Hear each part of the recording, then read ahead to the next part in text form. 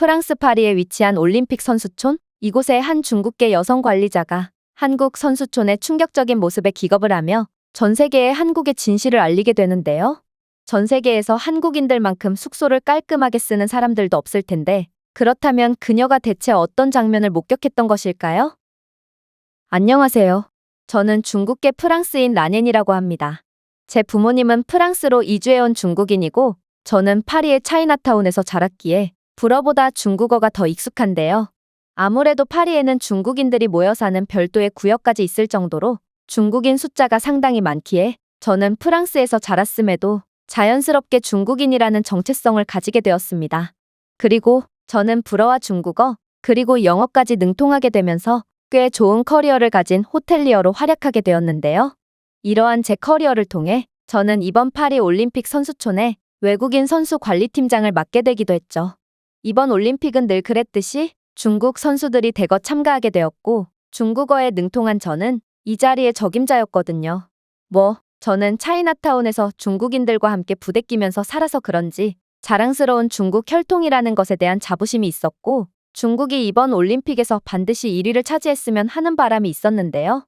그래서 저는 그러면 안 됐지만 중국 선수들이 묵는 숙소에만 일부러 우수한 인력들을 많이 배치해두곤 했습니다. 프랑스에서의 중국인들끼리의 단합력은 굉장히 끈끈하고, 저는 별도로 중국인 경력직 호텔 직원을 선발까지 하며 그야말로 최고의 자원들만 중국 선수촌에 배치해 주었죠. 하지만 이러한 제 노력에도 여전히 조심해야 할 점들이 존재했어요. 그건 바로 올림픽 선수단을 향한 강도 및 도둑질 문제였는데요. 파리는 세련되고 안전한 이미지와는 달리 꽤나 위험한 도시거든요. 실제로 이번 올림픽에서 호주의 사이클 선수는 차량에 금품을 넣어뒀다가 차량의 창문을 깨고 침입한 강도에 의해 지갑과 가방을 잃었고, 심지어 아르헨티나 축구 대표팀은 라커룸에 넣어둔 금품을 몽땅 털리기까지 했죠.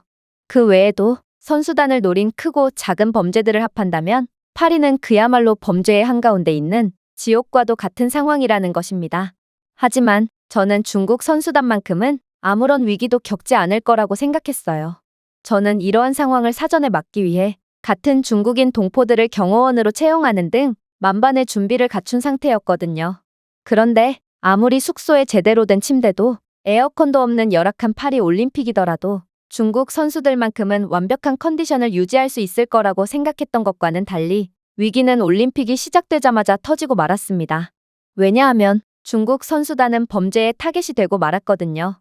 중국 선수단은 지갑이나 스마트폰, 심지어 고급 스포츠 장비나 신발, 맞춤 유니폼 같은 물건들까지 계속해서 강탈당했는데요.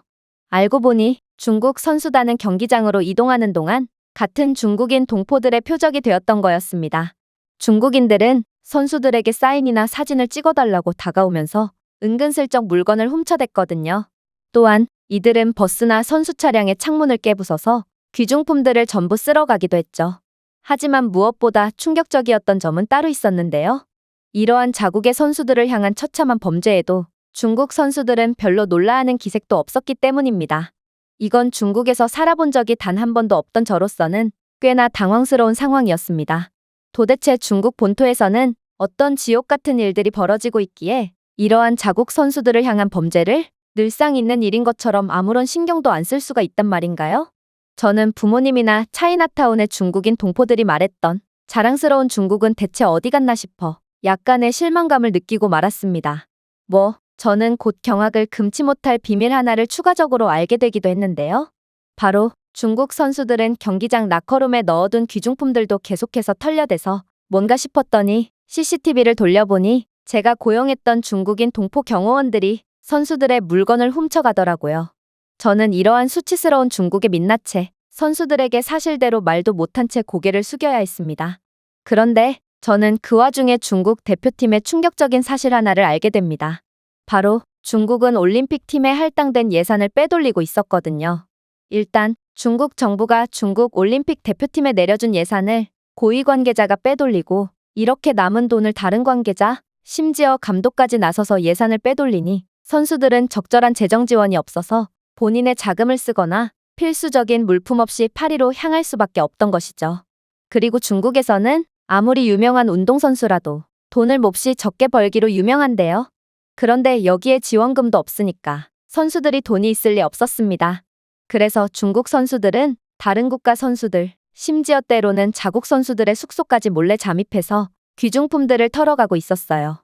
그야말로 중국의 일반적인 시민들, 중국인 직원들, 프랑스에 거주하는 중국인 동포들, 그리고 중국 선수단까지 서로가 서로의 물건을 훔치며 악순환이 반복되고 있던 거였습니다. 그런데 그 와중에 충격적인 사건이 하나 벌어지게 됩니다. 바로 중국 선수촌이 대규모로 털리는 사고가 일어났거든요. 누군가 중국 선수촌에 몰래 잠입해서 선수들 대부분의 지갑, 결혼 반지 등의 귀중품들을 싹 다 훔쳐버린 거였어요. 중국 선수들은 서로가 서로의 물건을 훔쳐댔기에 어느 정도의 도난 사건은 원래부터 끊이질 않고 있긴 했습니다.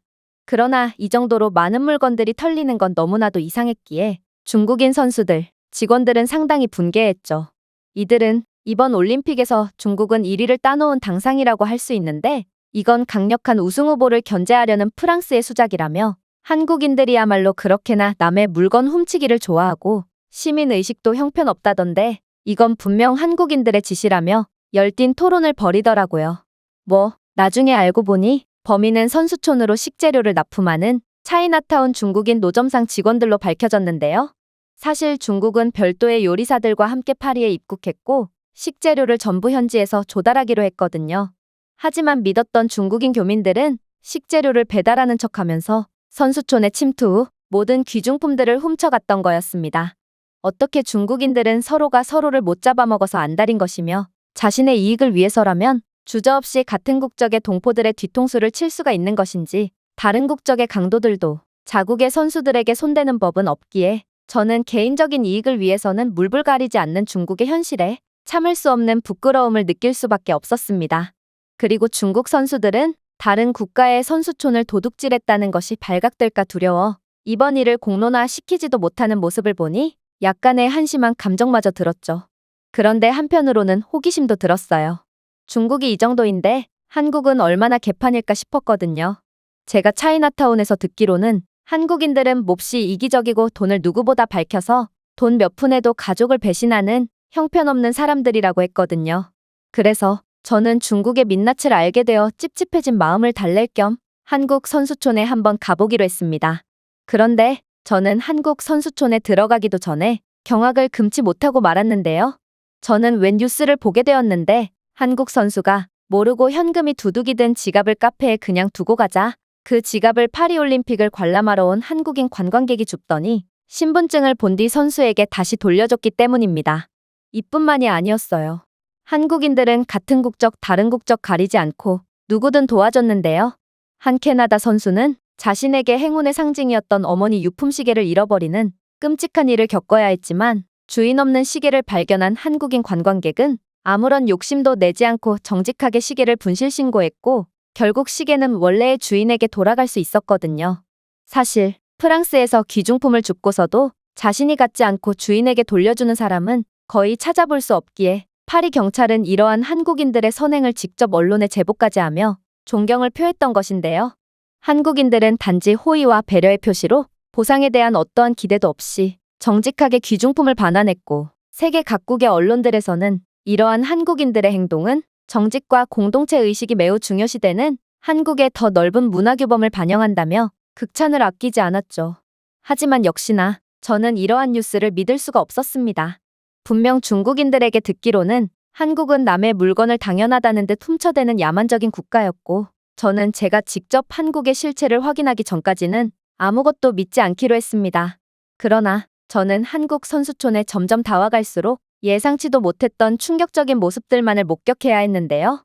일단 한국인 관광객들과 프랑스 내의 한국인 교민들은 자발적으로 자원봉사단체를 조직했고 이 자원봉사자들은 길을 잃은 선수들이나 관광객들을 올림픽 경기장이나 도시 주변으로 안내하고 있었거든요.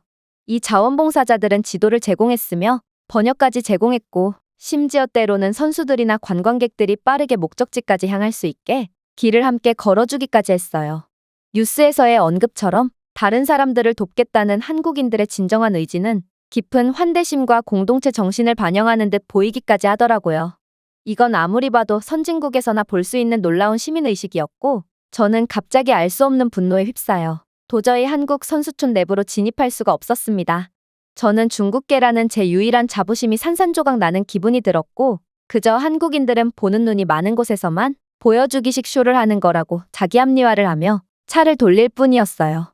하지만 숙소를 관리하는 것은 예기치 못한 일투성이었죠. 갑자기 제게 급한 연락이 오길래 뭔가 싶었는데 중국 선수촌을 관리하던 직원들이 도저히 이곳에서 일을 하지 못하겠다며 파업을 선언했다는 사실을 듣게 되었거든요. 이건 정말 이상했습니다.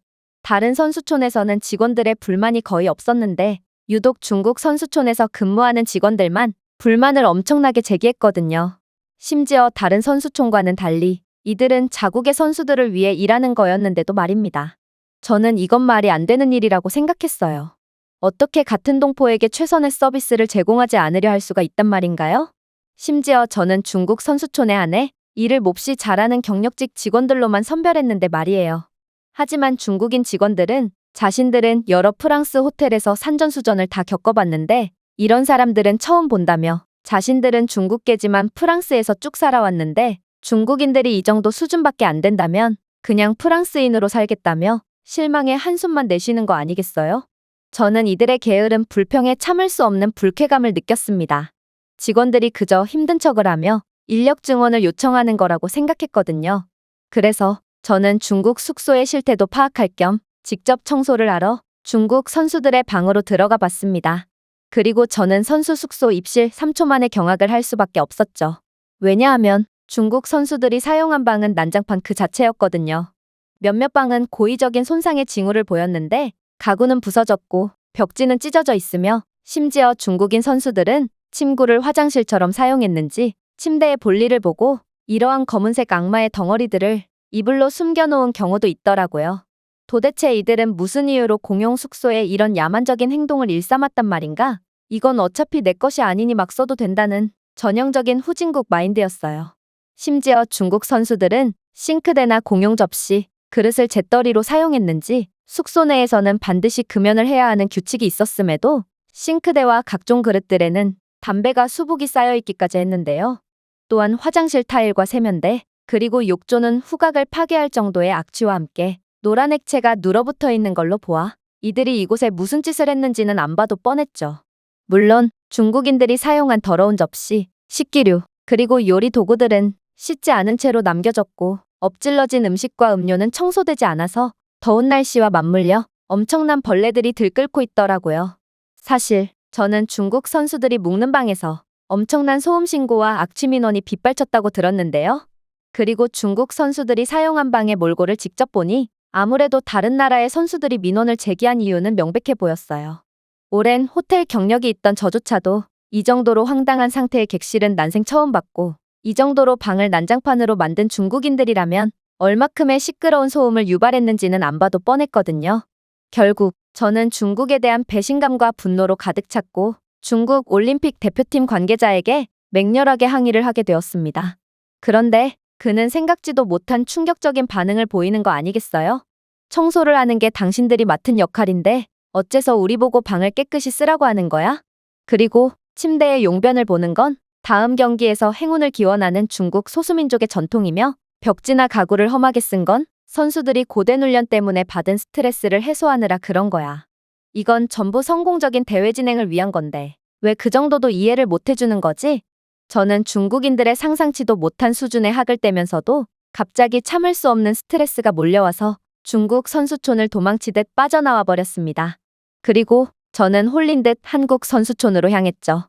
아무래도 이때의 저는 다른 선수촌도 중국과 마찬가지여야 한다는 일종의 강박관념으로 가득 차 있던 것 같았습니다. 그리고 마침내 도착한 한국 선수촌에서 저는 그 즉시 충격을 받고 선체로 굳어버릴 수밖에 없었죠.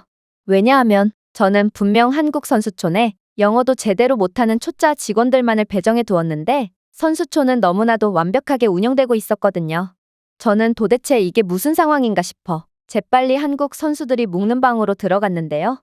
그런데 한국 선수들은 접을 수 있는 재활용 상자와 선반과 같은 보관 도구를 가져와서 개인 소지품을 깔끔하게 정리하고 있더라고요. 덕분에 한국 선수촌을 관리하는 청소 직원들은 더 쉽게 청소 업무를 수행하고 위생적인 환경을 유지할 수 있던 거였습니다. 아니, 더 쉬운 정도가 아니었죠. 중국 선수촌을 관리하는 직원들은 단 1분조차 쉬지 못하고 청소 작업에 몰두해도 제 시간에 일을 다 끝내지 못했다면 한국 선수촌의 숙소 직원들은 청소 시간이었음에도 불구하고 한국인들이 쓰고 간 방은 도저히 청소를 할 게 없다며 로비에서 쉬고 있었거든요. 그도 그럴 것이 한국 선수들은 그럴 필요가 전혀 없었음에도 매일 자신들이 직접 청소를 수행하곤 했죠. 한국 선수들은 매일 아침 침대를 정리하며 방까지 청소하고 있었고 심지어 음식물 쓰레기들은 벌레가 생기지 않게끔 잘 밀봉해둔 상태로 보관해 두더라고요. 한 번은 숙소 직원들이 한국 선수들에게 이렇게까지 할 필요는 없다고 말했다고 했는데요. 그러자 한국 선수들의 대답이 놀랍더라고요. 이건 한국에서 너무나도 당연한 행동이에요. 저는 한국 선수촌이나 기숙사에서 매일같이 침대 이불을 개고 간단한 방 정리를 하곤 했어요. 그리고 집에서도 마찬가지죠. 한국인들이라면 공감하겠지만 저희는 설거지를 미루지 않고 식사 후에 바로바로 처리하고 청소기나 세탁기를 돌리는 것도 절대로 미루지 않거든요. 즉, 저는 몸이 기억하고 저절로 행동하는 것이고 오히려 이렇게 하지 않는 게 더 스트레스를 받을 것 같네요. 그 외에도 한국 선수들은 관리 직원들에게 감사의 편지와 작은 선물들을 자주 남겼다고 하는데요. 이들은 수고의 표시로 한국에서 가져온 과자나 라면 등을 선물로 남기는 놀라운 호의를 베풀곤 했고, 그래서 한국 선수들은 직원들 사이에서 엄청난 인기를 얻고 있다고 했습니다. 물론 한국인들은 매우 겸손하고 친절하기도 했습니다. 원칙적으로 숙소 직원들은 선수들에게 사인이나 사진 요청을 하면 안 되는데요.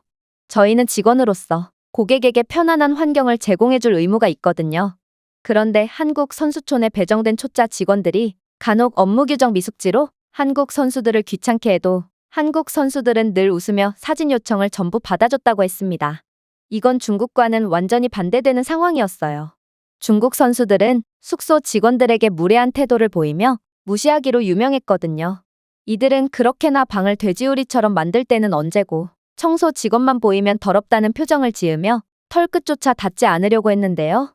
또한 이들은 별로 유명한 선수들도 아님에도 매우 거만한 태도를 보이더군요. 원래 프랑스에서는 선수단과 직원들이 엘리베이터 등에서 마주친다면 인사를 주고받는 게 관행인데요.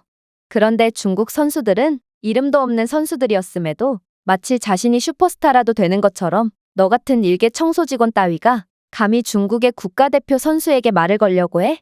라는 것만한 태도로 하찮다는 듯 노려보기만 했다고 하더라고요. 하지만 가장 놀라웠던 점은 따로 있었습니다. 바로 한국 선수들은 쓰레기 재활용까지 확실히 구분하며 분리수거를 했거든요. 한국인들은 이번 파리 올림픽의 메인 테마인 친환경을 모범적으로 지켰다는 것입니다. 사실 프랑스는 말로만 친환경을 외치지 국민들의 친환경에 대한 인식은 정말 처참한 수준입니다. 대다수의 프랑스인들은 쓰레기 분리수거를 어떻게 하는지도 모르는 게 현실이거든요. 심지어 숙소 직원들조차 분리수거 없이 쓰레기를 아무렇게나 처리하곤 하죠. 하지만 한국인들은 달랐어요. 한국 선수들은 숙소에 제공된 지정된 쓰레기통뿐만 아니라 별도의 봉투를 가져와서 부지런히 재활용품과 재활용 불가능한 것을 분리했는데요. 그들은 또한 재사용 가능한 물병과 용기를 사용하여 경기 중 일회용품 사용을 줄임으로써 폐기물을 최소화했죠. 이들은 친환경을 내세우면 안 될 부분까지 친환경을 내세우며 떼를 쓰는 파리 올림픽 위원회보다도 훨씬 더 지구를 위해 앞장서는 사람들이었던 것입니다. 그리고 부끄럽게도 이러한 한국인들의 지구를 생각하는 모습들마저 중국인들과는 정반대되는 특징이었어요. 중국 선수들은 방에 쓰레기가 수북이 쌓이도록 했고 애초에 제공된 쓰레기통을 제대로 사용하지도 않았거든요. 버려진 음식용기, 포장지, 그리고 다른 쓰레기들이 바닥에 널려 비위생적이고 불쾌한 환경을 만들었고, 이들은 방에 쓰레기가 감당 못할 정도로 쌓이면 일부는 복도에 내다 버리는 야만적인 행동을 일삼았는데요. 결국 음식과 쓰레기를 부패시키는 냄새는 이웃 운동선수들 모두에게 큰 민폐를 주었죠. 아무튼 외신들과 다른 대표단의 관계자들은 한국인들의 모범적인 행동에 주목했고, 주최국인 프랑스 선수들보다도 압도적으로 친환경을 생각하는 한국인들의 행동을 강조했는데요. 깨끗하고 질서정연한 한국 선수촌의 숙소 상태는 청결뿐만 아니라 이들이 보여준 규율과 존중에 대해서도 칭찬을 받으며 큰 화제가 되었습니다. 한국인들의 행동은 그들의 국가에 대한 긍정적인 이미지에 기여했고, 한국인들의 정중함, 배려, 그리고 환경의식으로 유명한 국가로서의 한국에 대한 인식을 강화했죠. 하지만 한국의 놀라운 점은 여기서 끝이 아니었습니다. 사실 프랑스는 친환경과 비건을 외치며 올림픽 선수식단을 죄다 채식 위주에 부실하게 만들었는데요. 그래서 활동량이 많은 운동선수들은 프랑스의 선수식단으로는 도저히 필수적인 영양분을 채울 수가 없었어요. 그러나 그렇다고 해서 선수식당이 아닌 다른 곳에서 음식을 사 먹을 수도 없었는데요. 프랑스는 비건을 강조하며 맥도날드 같은 패스트푸드 식당은 이번 올림픽 취지에 맞지 않는다며 선수촌 근처의 패스트푸드 매장들을 전부 문을 닫게 했거든요. 그때 혜성처럼 등장한 게 바로 한국이었습니다. 한국은 이러한 열악한 상황을 예상이라도 한 것처럼 한국 선수단은 전문적인 요리사와 함께 프랑스로 입국했고 고기와 채소가 적절히 균형 잡힌 영양학적으로 완벽한 한식 도시락을 제공했거든요. 심지어 이들은 다른 국가의 선수들에게도 한식 도시락을 제공하기 시작했고 이제는 파리 올림픽 선수식당보다 한식 도시락을 제공하는 코리아 하우스에 더 많은 선수들이 몰리게 되었습니다. 하지만 한국은 여기서 멈추지 않았어요. 한국의 식품회사들은 비비고 만두나 라면 등 이미 글로벌적으로 인정받은 식품들을 파리로 조달하기 시작했고 코리아 하우스에 별도의 부스를 만들며 음식을 제공하기 시작했거든요. 그리고 한국의 이러한 놀라운 전략은 그대로 먹혀들었습니다. 코리아 하우스에는 굶주림에 지친 선수들뿐만 아니라 많은 관광객들까지 전부 몰리기 시작했고 이들은 한식을 체험하는 것뿐만 아니라 한국이 별도로 만들어둔 한국문화체험관까지 가서 신나게 놀다 오는 등 한국은 그야말로 이번 파리올림픽의 주인공이 되어 자신들이 가진 모든 것을 성공적으로 홍보하고 있었거든요. 심지어 저는 이곳의 카스포차라는 한식 포장마차에서 중국 선수단이 음주를 즐기고 있는 모습까지 목격하게 되었는데요. 이들은 분명 중국 선수단 숙소가 털렸을 때 앞장서서 한국인들이 저지른 짓이라고 목소리를 높였던 선수들이었기에 저는 황당해서 그들에게 왜 여기에 있는 거냐며 따지듯 물었습니다. 그러자 그들은 부끄럽다는 듯 고개를 푹 숙이더니 중식이 너무 형편없어서 한국에 빌붙지 않으면 도저히 경기를 치를 수가 없다는 충격적인 말을 해오는 거 아니겠어요? 아니, 그렇게나 중식을 선수들에게 대접하겠다며 큰 소리를 치며 차이나타운에서 식재료까지 왕창 구입한 중국 선수단인데 어떻게 그런 만반의 준비를 했음에도 중식이 형편없을 수가 있단 말인가? 저는 어안이 벙벙해져서 빠르게 중국 선수촌으로 향해 봤는데요. 그런데 저는 선수촌으로 들어가자마자 도저히 믿기지 않는 장면을 목격하고 기겁을 할 수밖에 없었습니다. 왜냐하면 중국 선수촌 식당은 많은 음식들로 가득 찼음에도 아무도 이용하지 않고 있었고 중식들의 상태도 정말 형편없었거든요. 알고 보니 중국 올림픽 관계자들의 비리와 횡령 때문에 중국은 예산 부족으로 인해 어쩔 수 없이 면허도 없는 가짜 요리사를 데려와야 했고 심지어 차이나타운의 중국인 교민들마저 자국의 선수단에게 터무니없는 품질의 식재료를 공급하는 사기를 쳤기에 이러한 형편없는 중식이 탄생했던 거였습니다. 중국인 교민들이 제공한 채소들은 신선하지 않았고 이건 시든 상추, 썩어버린 당근, 그리고 만지면 물컹거리는 지나치게 익은 토마토를 보면 단번에 알 수 있었어요. 잎이 무성한 채소들은 노랗게 변했고 불쾌한 냄새를 풍기며 썩어갈 뿐이었죠. 하지만 무엇보다 충격적이었던 점은 따로 있었습니다. 중국 교민들은 자국의 선수단이 일정이 빠듯한 것을 알고 터무니없는 가격의 식재료를 공급했을 뿐더러 유통기한이 지난 식재료까지 판매했거든요.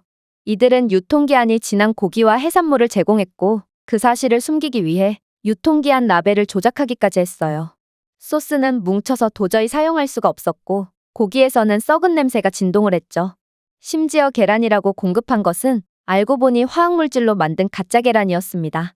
어이없게도 이들이 공급한 향신료와 조미료 또한 심하게 희석되거나 완전히 가짜인 것으로 밝혀졌는데요. 예를 들어 고춧가루와 강황과 같은 향신료는 너무 희석되어 요리의 진정한 맛이나 색상을 제공하지 못했고 중국 전통술 또한 전부 출처가 전혀 없는 가짜 술이었죠. 어이가 없던 건 이 모든 식재료들은 한 명의 중국인이 아닌 각기 다른 교민들에게 구해왔다는 거였습니다. 그런데 중국인들은 빠듯한 일정 때문에 제대로 된 확인을 할 수 없었다는 점을 이용해서 자신들의 동양 사람들이 먹을 식재료임에도 하나같이 사기를 쳤던 거였죠. 이렇듯 한국과 중국은 완전히 수준 차이가 나는 모습을 보여줬고 저는 이제 더 이상 중국에 대한 자부심을 내비칠 수가 없었습니다. 그리고 한국을 비하하거나 내려치는 행위는 더더욱 할 수가 없었죠.